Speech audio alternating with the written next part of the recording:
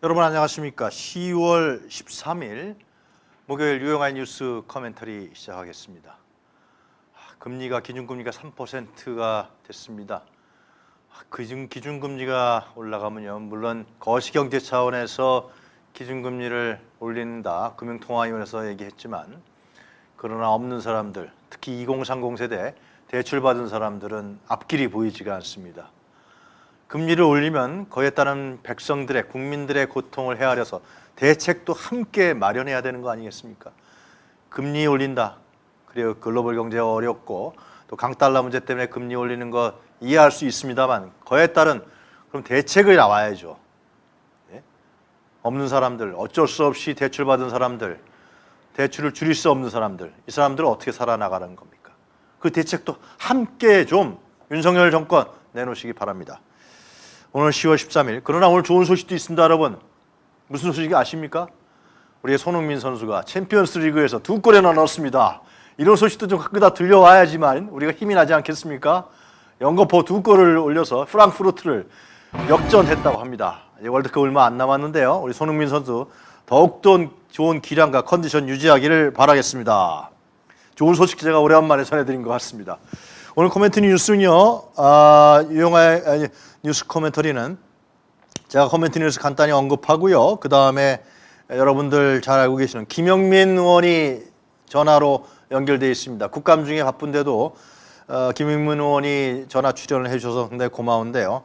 여러분 잘 아시지만은 지난 토요일 날 촛불 집회에 나가서 윤석열 퇴진해야 된다라고 강력하게 주장한 분입니다. 거기에 따른 정치적 공격도 막 일고 있는데요.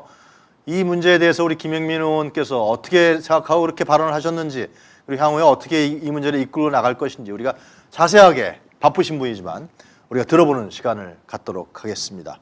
그 다음에 뉴스 클래스 진행하고요. 그 다음에 여러분들 오늘 인기 코너죠. 안변해.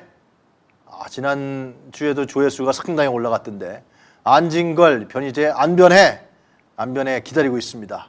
오늘 또 어떤 내용을 갖고 현안에 대해서, 특히 이제 변희재 대표가 이 현무투 문제, 이 문제를 같이 얘기자고 제안해 왔어요. 흔쾌하게 저희가 받아들였죠. 어떤 내용을 얘기할지 한번 기대해 보겠습니다. 자, 하여튼 김영민 의원 말씀 듣기 전에 간단하게 제가 얘기하겠습니다. 퇴진이 요즘에 부상하고 있는데요. 누굴 퇴진이라는 얘기는 여러분 잘 아시죠? 우리는 대통령을 2번이나 퇴진시킨 역사를 갖고 있습니다. 우리 국민이, 시민이 중심이 돼서요. 그건 1960년 4.19 4월 혁명이죠. 이 부패한 독재 정권, 이승만 정권을 무너뜨렸죠. 우리가요. 학생이 물론 중심이 돼서 일어났습니다만, 그때는 고등학생이 228 대구라고 해서 고등학생이 먼저 분기를 했었죠. 그래서 이승만이 자진 사퇴하고 어디로 갔나요? 하와이로, 해외로 망명길에 올랐습니다. 우리가 퇴진시킨 겁니다. 그리고 중요한 것은 그 당시 2인자 여러분들 잘 들으세요.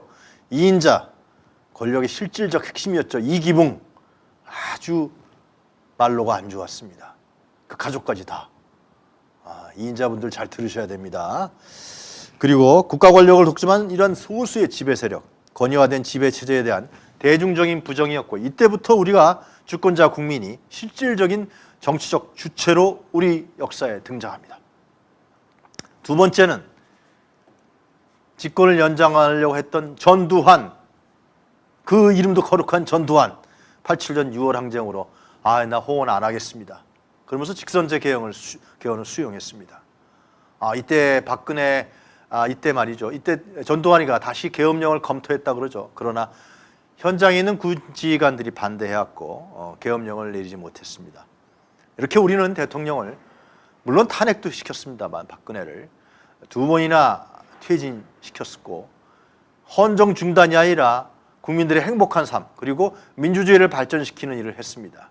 대통령이 물러난다 그래서 우리가 뭐 투표나 선거에 의해서 했다 그래서 그 사람은 계속 그 임기를 보장하고, 전두환 임기 보장했으면 어떻게 될 뻔했습니까? 이승만 임기 보장했으면 어떻게 했습니까? 어떻게 됐겠습니까? 우리 사회는 후퇴하고 우리 국민의 삶과 행복은 뒤로 쳐졌을 것입니다.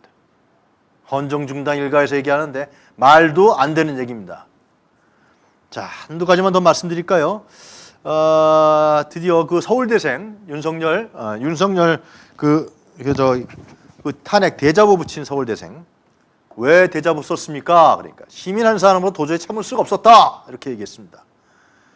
윤석열과 김건희의 거짓말, 이 독재적 국정 운영 때문에 대자보를 붙였다. 혼자서 테이프하고 종이를 사서 했다고 그랬습니다.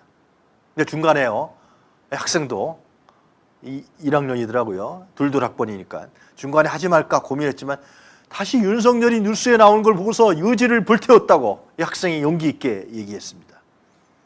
탄핵 이유는 뭐냐? 인내심이 바닥나 버렸다고 합니다. 11월 5일 날 학생의 날 전국 대학생들이 모인다고 합니다. 광화문에서요. 경남에서도, 경남이죠. 이 경남은 원래 보수적인 지역인데요. 윤석열 심판운동이 일어나고 있습니다. 얘기는 간단합니다. 이런 정권 없었다. 민생, 민주, 평화를 바탕내는 윤석열 정권 심판운동에 깃발을 든다고 윤석열 정권 심판 경남 민중대회를 10월 29일 날 한답니다. 이 관계자들은 윤석열 정권에 대한 실망과 분노가 한계치에 달해 있다. 규탄과 심판과 퇴진의 목소리가 곳곳에서 터져나오고 있다고 얘기하고 있습니다. 조심 백은종, 그 투쟁의 기록 개벽이 출간되었습니다. 윤석열의 등장을 예언한 채 개벽! 검찰공화국을 막아라. 무소불위의 검찰을 그동안 아무도 건드리지 못했다. 검찰을 손볼 세력이 어디에도 없었기 때문이다. 하지만 뛰는 검찰에 나는 국민이 있다. 전두환 군부 독재와 이명박근혜 정권마저 붕괴시킨 촛불 시민들이 그따위 검찰 출신 나부랭이들의 폭거에 굴하겠는가?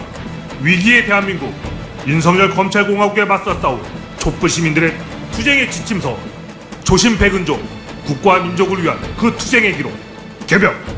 여러분의 지지와 성원을 기다립니다. 감사합니다.